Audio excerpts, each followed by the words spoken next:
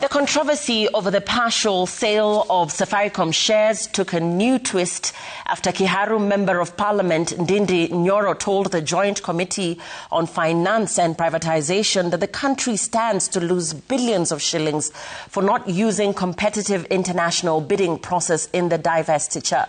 The Kiharu legislator, who urged the parliamentary watchdog not to adopt government's proposed process, faulted the Communications Authority for initiating a 80 billion shillings loss through a controversial waiver on renewal of licenses through a conditional precedent prior to the transaction. Seth Olale with the latest update on the Safaricom Vodafone divestiture deal. CBK have been waiting for. The debate over the valuation and pricing of government's shareholding in Safaricom PLC ahead of its 15% stake sale to Vodafone once again took center stage during the ongoing stakeholders' engagement before the Joint Parliamentary Committee on Finance and Privatization. Responding to the members. Kiharu MP Ndindi Nyoro, while delivering his submissions, told the parliamentary watchdog that the country would have benefited more had the exercise been subjected to an international competitive bidding process. We'll just cut corners, take government assets for free, and purport to be the only buyers in the market. Who said there is the only buyer? The former chairman of the National Assembly Budget Committee stating that each of the 6 billion Safaricom shares being traded to Vodafone should retail at 45 shillings per share and not 34 shillings. We should not be discussing anything below 45 per share. But we've been cornered by these guys.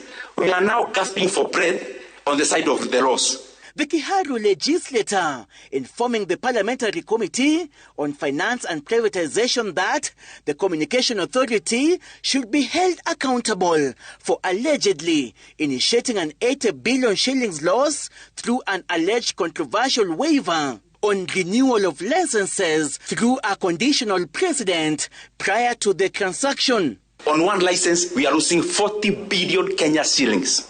One license. On a discount, given how?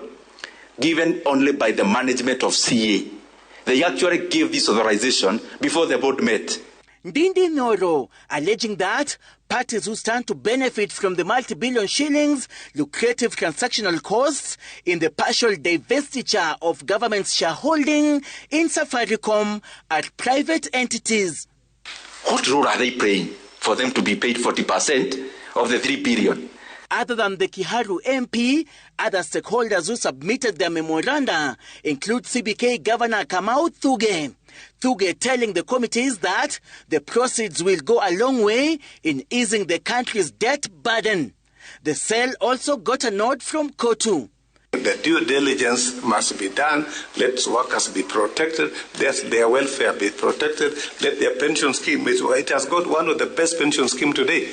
Will increase foreign direct investment by the same amount, and other things the same, will support a further build-up of our international reserves. Even as the Joint Parliamentary Committee prepares to wind up its public stakeholders engagement, Kenyans are demanding accountability, integrity and transparency in the Safaricom Vodafone shares deal.